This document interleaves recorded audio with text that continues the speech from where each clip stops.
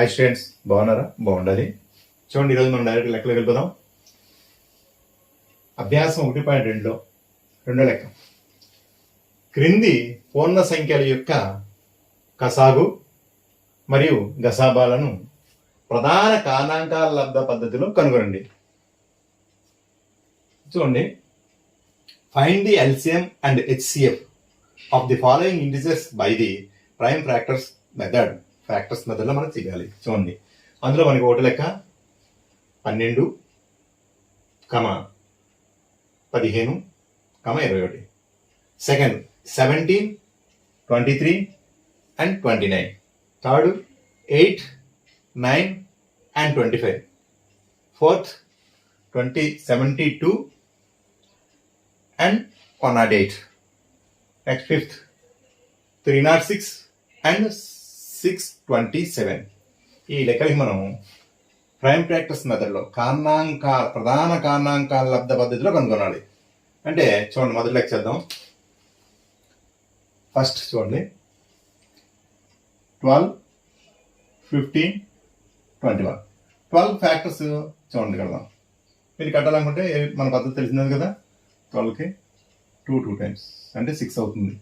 దీని మళ్ళీ 2 టైమ్స్ ఎంత వచ్చింది? 2 into 2 into 3. దీన్నే మనం 2 square into 3 రాస్తాం. చూడండి, 12 ఏం చేసాం? ప్రైమ్ ప్రాక్టీస్ కట్టాం. అంటే ప్రధాన కారణాంకాలు తీసుకున్నాం. 2 ఫస్ట్ పోయింది కాబట్టి 2 అని 6 వచ్చింది. మళ్ళీ 2 అయితే 3 వచ్చింది. సో 12 కారణాంకాలు వచ్చి మనకి ప్రధాన కారణాంకాలు 2 square into 3. ఓకే, తర్వాత 15 చేద్దాం. చూడండి, 15 కూడా సేమ్ మోడల్. వద్దా పోదు. ఇప్పుడు 3 తీసుకుంటాం 5 టైమ్స్. సో 3 into 5 ఈజీగా అయిపోయింది. మూడోది ఏంటి మనకి? 21 కూడా చేసుకుంటే మనం 3 పోతుంది 7 టైమ్స్. 3 into 7. సో మనకి 3 వస్తాయి. వాడు అడిగింది ఏంటి? ఎల్సిఎం, కసాగు, కనిష్ట సామాన్య గుణిజం. అంటే ఇందులో మనకి చూడండి, కామన్గా ఏముంది? మనకి 3 ఉంది. 2 square అన్నింటిలో ఉందా? లేదు కాబట్టి 2 square ఇంటూ అన్నింటిలో కామన్గా ఏముంది? 3 ఇంటూ మిగిలినవి 5. అంటే ప్రతి ఐటెం రావాలి 2 టైమ్స్ అంటే సింగిల్ టైం రాసుకుంటాం అనమాట. 2 ఏళ్ళు 4, 3 5 15 ఇంటూ 7. చూడండి, ఇప్పుడు మనం 4 15 60 ఇంటూ 7 అంటే 420 ఉంటుంది. 420. ఇప్పుడు గసాబా. మూడిట్లోని కామన్గా ఉంది మనకి 3. సో అదే మూడిట్లో కామన్గా ఉంది 3. ఏమీ లేదని కూడా ఒకటి వేసుకుంటాం. మూడిట్లో కామన్గా ఏమి లేకపోద్దని ఒకటి గసాబా వేసుకుంటాం. సో స్టూడెంట్స్, మొదటి లెక్క అయింది. మరి అలాగే మీరు రెండో లెక్క చేయగలరు, మూడో లెక్క కూడా చేయగలరు. ప్రయత్నం చేయండి. ఇంకా కావాలనుకుంటే మనం మీకు అర్థం కావాలంటే చూడండి ఒకసారి. కావాలంటే ఇప్పుడు థర్డ్ సమ్ చేస్తాను. 8 and 9 and 25. దీనికి ఫస్ట్ ఏం చేద్దాం? 8 కారణాంకాలు పెడదాం. 8 కారణాంకాలు 2 వచ్చింది. మళ్ళీ 2 వచ్చింది. ఎంత వచ్చింది మనకి? 2 into 2 అంటే 8 ఈజ్ ఈక్వల్ ఎంత మనకి? 8 is equal to 2 cube. Okay, next 9 చూద్దాం.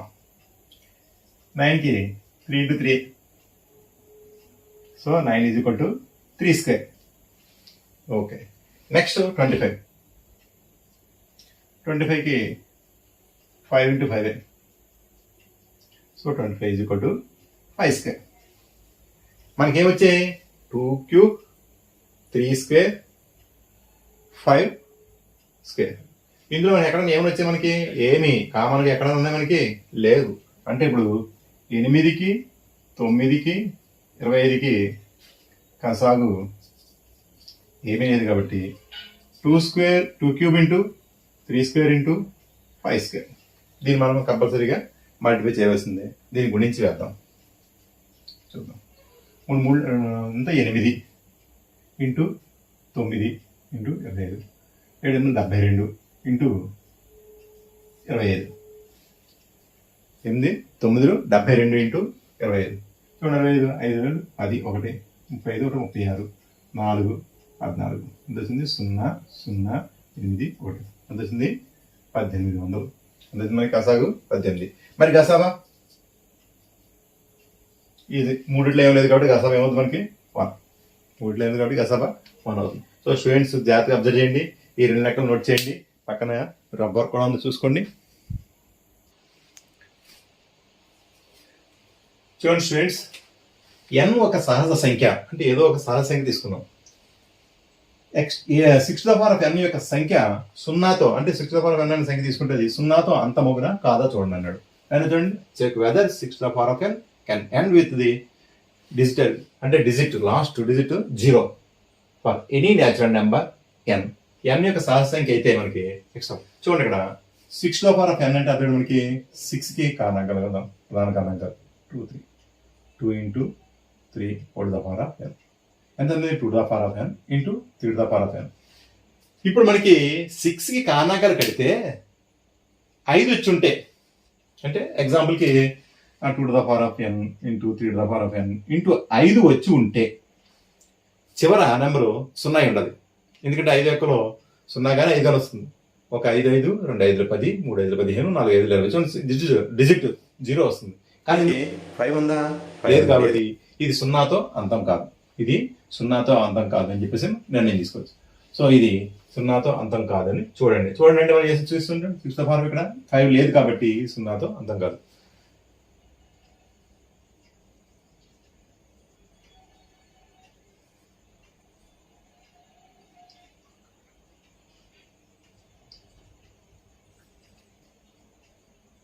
ఉన్నాయి కానీ 5 లేదు, కావున ఇది అంతము కాదు. సో స్టూడెంట్స్ అర్థం కదా ఇది. చూడండి స్టూడెంట్స్ 4 లెక్క,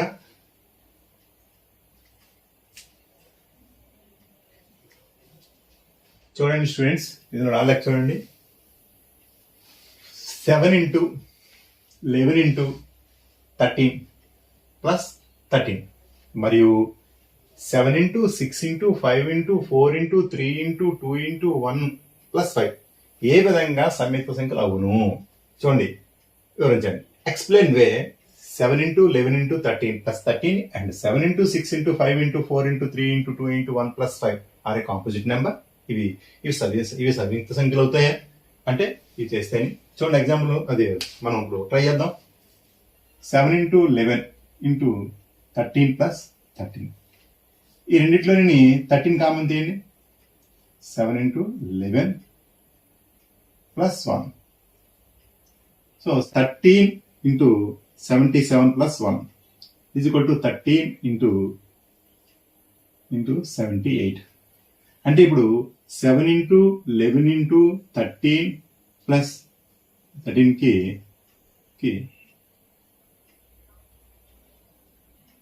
13,78 కారణాంకాలు అవుతాయి.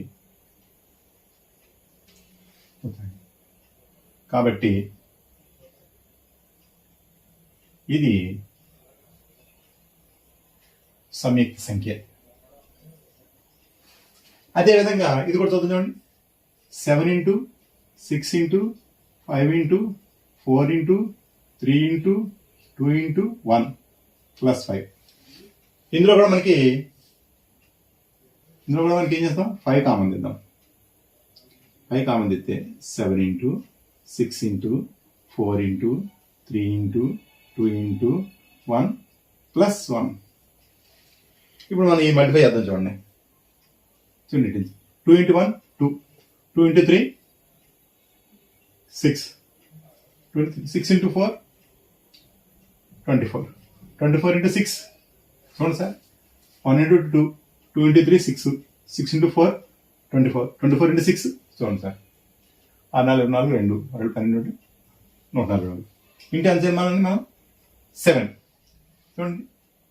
7 4 4 7 28 2 33, అలాగే 7 10. ఎంత వచ్చింది మనకి? 5 into 1009. కావున 7 into 6 into 5 into 4 into 3 into 2 into 1 plus 5కి 5, 1009 కారణాంకాలు అవుతాయి. కావున ఇది సంయుక్త సంఖ్య. చూడండి స్టూడెంట్స్, సరిపోయిందా మనకి ఇది? కాబట్టి ఇప్పుడు మనకి 4 లెక్క కూడా పూర్తయింది. చూడండి, అర్థం చేసుకోండి స్టూడెంట్స్. ఓకే, చూడండి స్టూడెంట్స్, 5 లెక్క మనకి 17 into 11 into 2 plus 17 into 11 into 5 అనేది ఒక సంయుక్త సంఖ్యని ఏ విధంగా నిరూపిస్తావు వివరించండి. ఓకే, కాంపౌండ్ నెంబర్ అది ఎప్పుడు చూడండి. How will you show that 17 into 11 into 2 plus 17 into 11 into 5 is a composite number? Explain. చూద్దాం మనం. ఇప్పుడు 17 into 11 into 2 plus 17 into 11 into 5. So ఇందులో మనకి కామన్ ఏముంది? మనకి 17 into 11 కామన్ తీస్తే 2 plus 5. 17 into 11 into ఎంత అయింది మనకి? 7. సో 17 into 11 into 7 వచ్చింది. 17 into 11 into 7. సో ఇది కాంపోజిట్ నెంబరే. ఇది కాంపోజిట్ నెంబర్. ఎందుకంటే కారణాంకాలు ఉన్నాయి కాబట్టి దీనికి, ఈ సంఖ్యకి మన కారణాంకాలు వచ్చాయి 17 into 11 into 7 కాబట్టి ఇది